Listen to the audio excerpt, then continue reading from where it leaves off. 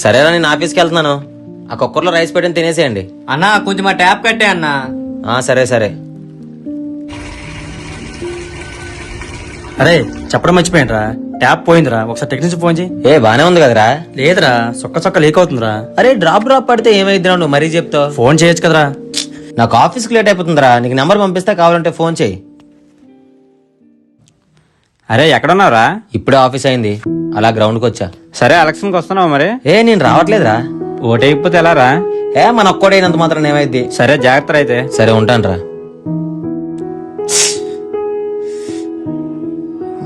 చెప్పులు లేకపోతే పని అయిపోయింది.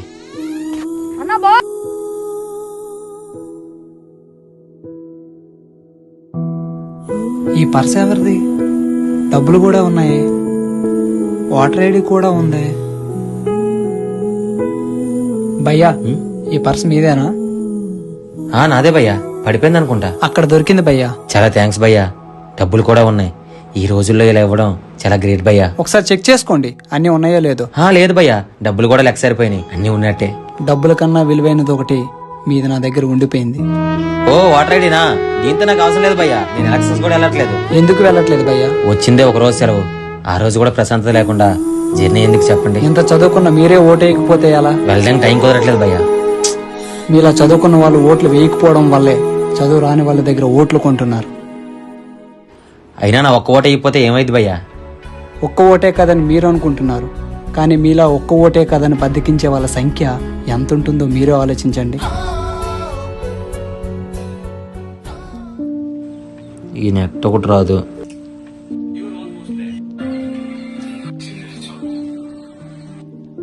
అరే వాటర్ రావట్లేదేంట్రా? వాటర్ సేపు వాటర్ ఏమని? ఈ రోజు అంతా వాటర్ రావంటన్నా. ఏం మాట్లాడుతున్నారా? వాటర్ రాకపోతే ఆఫీస్కి ఎలా వెళ్ళాలి? మనకే కాదన్నా, ఈ కాలనీ మొత్తం రావట్లేదు. ఇప్పుడు ఆఫీస్కి ఎలా వెళ్ళాలరా? ఒక బకెట్ వాటర్ సరిపోతా నీకు? నిజంగా ఉన్నాయిరా? నీకు ఎన్ని ఎందుకురా, సరిపోతావు సరిపోవా? అరే సరిపోతే ప్లీజ్ రే, ఇంపార్టెంట్ వర్క్ ఉందిరా, ఆఫీస్కి వెళ్ళాలి.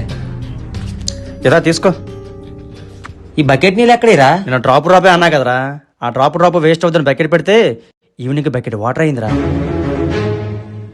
ఒక్క ఓటే కదని మీరు అనుకుంటున్నారు, కానీ మీలా ఒక్క ఓటే కదని బద్దకించే వాళ్ళ సంఖ్య ఎంత ఉంటుందో మీరే ఆలోచించండి. నీకు రెండు వేస్ట్ అయినట్టుగా కనిపించింది ఒక్క డ్రాపేరా, కానీ ఇప్పుడు చూడు అసలు నిజం. మీ ఒక్కొక్క ఓటు కలిపితే ఒక ప్రభుత్వాన్ని స్థాపించవచ్చు.